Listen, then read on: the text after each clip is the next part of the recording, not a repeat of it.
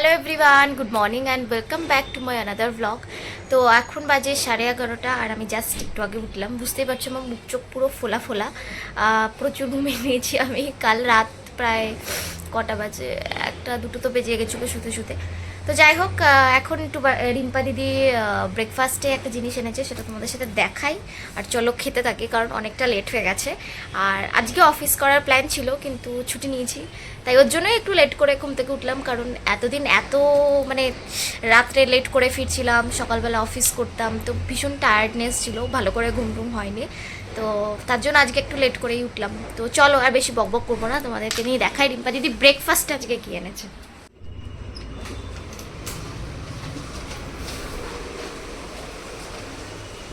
কোথায়?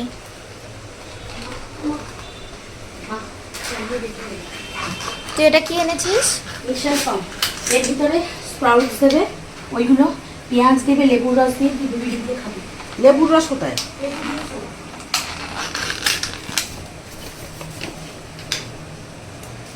এই হচ্ছে মিশাল পাও। এই দুটো কিসের, মানে এটা তরকারি টাইপের? আচ্ছা, দেখি খেয়ে কিরকম লাগছে। এই হচ্ছে মিশাল পাও। তো মিশাল জিনিসটা হচ্ছে একটা স্পাইসি কারির মতো, যেটা কিনা স্প্রাউট মানে অঙ্কুরিত ছোলা বা বিনস দিয়ে বানানো। আর এটার মধ্যে মেশানো থাকে, দেখতেই পাচ্ছ উপর দিয়ে তোমরা, একটু পেঁয়াজ কুচি, লঙ্কা কুচি, ধনেপাতা কুচি, এর মধ্যে সেও থাকে বা গুজিয়া গাঠিয়া যেটাকে বলি আমরা, সেটাও এর মধ্যে দেওয়া থাকে, একসাথে মেশানো থাকে। তো এই স্প্রাউট বা অঙ্কুরিত ছোলা টোলা ওটাকে একটু মশলা ফসলা দিয়ে কারির মতো করে বানানো হয়। আর এর উপর দিয়ে লেবু ছড়িয়ে মানে খায় যারা মারাঠি আছে তারা ব্রেকফাস্টে, পাওয়ের সাথে মানে ব্রেডের সাথে। তো দেখে তো খুবই স্পাইসি এটা, মানে সকাল সকাল এরকম একটা খাবার ব্রেকফাস্টে খাওয়া, মানে আমরা অভ্যস্ত নই, তাই আমাদের অদ্ভুত লাগবে।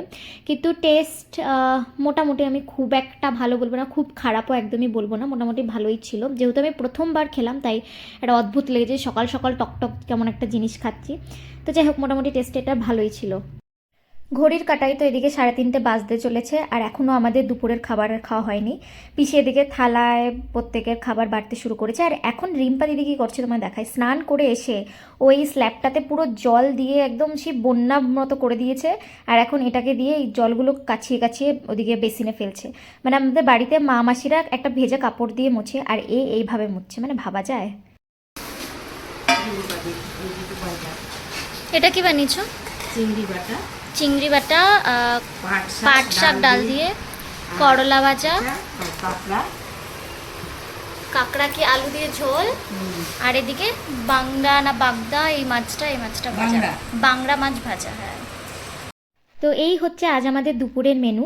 আর আজকে বেশ অনেক দিন পর কাঁকড়া খাবো। আর কাঁকড়াটা কিন্তু অনেক বড় জাতের, দাঁড়গুলো দেখে বুঝতেই পারছো কতটা বড়, মোটা মোটা। তো কাঁকড়া খেতে খেতে একটা কথা আমার মনে পড়ে গেল। বর্ষাকালে আমার বাড়িতে যে কাকিমা কাজ করে, সে কাকিমা যখন ধান পুঁততে যায়, মাঠে তো বেশ জল থাকে, আর সেই জলের মধ্যে গর্ত খুঁড়ে খুঁড়ে না প্রচুর কাঁকড়া হয়। আর কাকিমা গেলেই আমার জন্য কাঁকড়া নিয়ে আসতো। আর মা সে কাঁকড়া দিয়ে শাফলা দিয়ে রান্না করতো, অনেক সময় কি হয় আলু দিয়ে মাংসের মতো করেও রান্না করতো। তো সেই খাবারের টেস্টটা আমার কিন্তু আজকে এই কাঁকড়া খেতে খেতে ভীষণ মনে পড়ছিল। আর মনে হচ্ছিল শাফলা দিয়ে কাঁকড়া, এই জিনিসটা আমি অনেক দিন পর আবার মিস করছি খুবই। A few moments later. फाटा फूटा ब्लॉग मत बना ऐसा। तो क्या करूँ, तू पहनती है ऐसी कपड़े, फाटा में हवा अच्छा आता है। तो फिर मैं ले लेती हूँ तेरे को ब्लॉग में। तूने माँ वो किरকম একটা গাড়ি की जरूरत नहीं पड़ती। हाँ, अच्छा तू इलेक्ट्रिसिटी बचा रही है। सेव हो रहा है भाभी। दुबई का कल गए थे ना मार्केट, सब फॉर्मल, मेरा मम्मी ऊपर से नीचे तक ऐसे कॉलर वाला उसको चाहिए। अरे मेरे पास है फॉर्मल वाला, मैं ऑफिस में पहनती हूँ, तो मैं बोल रही हूँ इतना भी प्रो आधा फॉर्मल। कटा हुआ आधा फटा हुआ, कोई फटा हुआ कपड़े मैंने नहीं दीदी लिए। दीदी आप सिलाई करती हो ना, उसमें जो कट पीस बचेगा उसका बना दो सिलाई। हाँ हाँ सच में। বিকেল তো এখন প্রায় 5:30-6টা বাজছে, আর বাইরে দেখো অন্ধকার হয়ে এলেও কতটা মেঘলা আকাশ, আর ঝিরঝির করে বৃষ্টিও পড়ছে। তো এখন আমরা স্টিমারে করে যাচ্ছি পাগোডা দেখতে। এপারে আসার পর এই যে এখন অটো করে নিয়েছি, আর ওই যে দূরে দেখলে সোনালি রঙের যে উঁচু পিলারের মতো যেটা রয়েছে, ওটা হচ্ছে একটা বুদ্ধিস্ট টেম্পল, ওখানেই এখন আমরা যাচ্ছি। আর এই দুধারে না ম্যানগ্রোভ টাইপের গাছ রয়েছে, যেগুলোর নিচে প্রচুর জল জমে রয়েছে।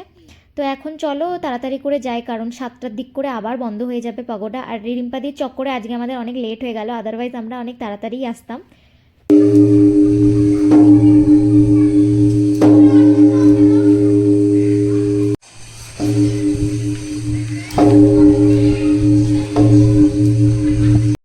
তো এখন আমরা চলে এসেছি পাগোডাতে। আর পাগোডার এই উঁচু অংশটা আসার জন্য কিন্তু নিচে অনেকগুলো সিঁড়ি পেরিয়ে আসতে হয়। তো নিচে এন্ট্রি নেওয়ার পরেই কিন্তু সিকিউরিটি চেক হয়, আর যেখানে স্লিভলেস বা শর্টস জাতীয় কোনো জামা পোশাক পরে এলে, হাঁটুর উপরে যদি কোনো পোশাক থাকে, তাহলে সেক্ষেত্রে ওরা কিন্তু গামছার মতো এক ধরনের কাপড় দেয়, যেটাকে তোমাকে জড়িয়ে এই উপরটায় আসতে হয়। আর আজকের ওয়েদারটা কিন্তু সত্যি খুব সুন্দর, তাই বেশ ভালো লাগছে ঘুরতে। একদম খোলা মেলা একটা জায়গা, আর হাওয়াও দিচ্ছে কিন্তু প্রচুর, দেখো। আর আকাশে একদম মেঘও জমে আছে পুরো একদম কালো হয়ে। আর হ্যাঁ, উপরে এই অংশটায় আসতে গেলে নিচে তো তোমাদের অনেকগুলো সিঁড়ি পেরিয়ে আসতে হবে। তো সিঁড়ি বেয়ে বেয়ে আসার সময় কিন্তু লেফট সাইডে দেখতে পারবে একটা বড় মতো ঘন্টা, যেটা আমরা একটু আগেই বাজালাম। তো যারা যারা এখানে আসবে তারা কিন্তু অবশ্যই এই ঘন্টাটা বাজিও, বাজালে বেশ অদ্ভুত রকমের একটা পজিটিভ ভাইব তোমরা পাবে। আর আজকের তো ওয়েদার তোমাদের বললামই কতটা সুন্দর লাগছে চারিদিকটা। তো চলো একটু ঘুরে নিই।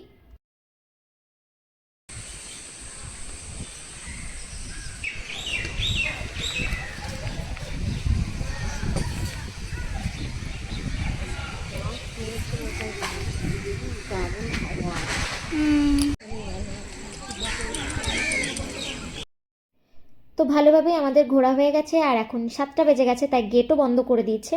আমার তো বেশ ভালো লাগলো এই জায়গাটা ঘুরে। আর এখন আমরা অটোর জন্য দাঁড়িয়ে আছি, একটা অটো এলে রিজার্ভ করে আমরা একটা অন্য বিচে যাব। হয়ে যাচ্ছে গোড়াই বিচ।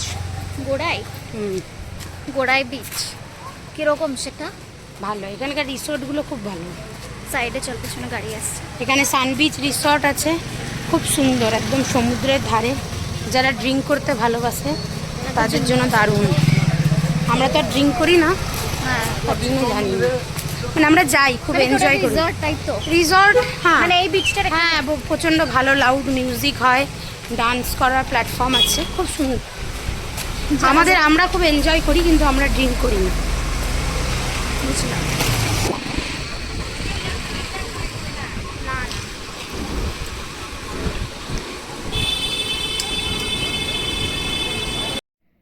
এই যে হচ্ছে গোড়াই বিচ।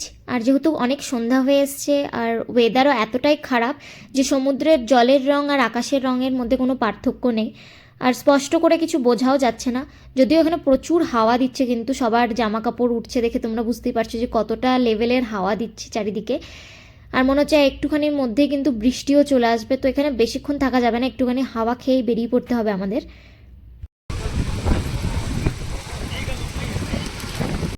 তো এই যে এক এক করে লোক এখন গাড়িগুলোকে স্টিমারে তুলছে। আমি না সত্যি জানি না এটাকে স্টিমার বলে না বোট বলে, তোমরাই আমাকে কারেকশন করে দিও।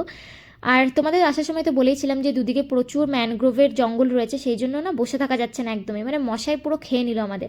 তো চলো একদম রুমে গিয়ে তোমাদের সাথে কথা হচ্ছে।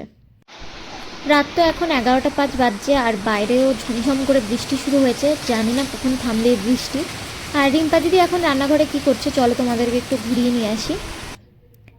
তো এই যে এখানে একটা মিষ্টি পেয়ে গেছি, বাহ কি সুন্দর ছানার, এটা কোনো মিষ্টি হবে। তো এই যে লুচি রয়েছে আজকের ডিনারে, তো মনে হচ্ছে গরম গরম লুচি আর একদম তার সাথে সাদা আলুর তরকারি। এটা সাদা আলু যদিও লাগছে না, এর মধ্যে পাক্কাও একটুখানি মনে হচ্ছে হলুদ মিশিয়েছে। তো এই যে রিম্পা দিদি ওই সাইডে লুচি বেলছে, আর পিসি গরম গরম লুচি একদম তেল থেকে ছেঁকে ছেঁকে তুলে রাখছে। তো এখানে রিম্পা দিদি খুবই দুঃখ পাচ্ছে, আমাকে বলছে, কনভিন্স করার চেষ্টা করছে যে তুই ফ্লাইটে চল, কিন্তু আমি সত্যি গরিব আদমি আছি, আমার আর টাকা পয়সা নাই। তো ওর জন্য আমি ওকে বলছি আমি সত্যি যাব না, আমার যেদিনকে ট্রেনের টিকিট কাটা আছে ওই দিনই যাই। এই যে পিসিও শুয়ে আছে, ও বেচারির খুব মন খারাপ করছে। বাট তুই তো দুর্গাপূজায় যাবি ভাই, আমি তো দুর্গাপূজাতেও যাবো না, ভাবতি আমার অবস্থাটা, আমি তো সেই ভাই ফোটায় ল্যাদ খাবি, তোর লিজা চলে গেছে, এখন তো তোর জীবনটা এখন রঙিন। এ চুপ কর, তুই যা ল্যাদ খাওয়া পার্টি, তোর পুজোর প্রতি কোনো ইন্টারেস্টই নেই। এরম নয়, এরমই। না না, আমি পুজোয় গেলে অনেকদিন থাকতে পারবো তার জন্য। তো আমাদের তো এখন এই আলোচনা চলতেই থাকবে সারা রাত ধরে, বাট ব্লগটাকে আর কিন্তু বড় করা যাবে না। তো আজকের মতো ব্লগটা আমি এখানেই শেষ করলাম, আবারও দেখা হচ্ছে একটা নতুন ব্লগ নিয়ে। Bye bye.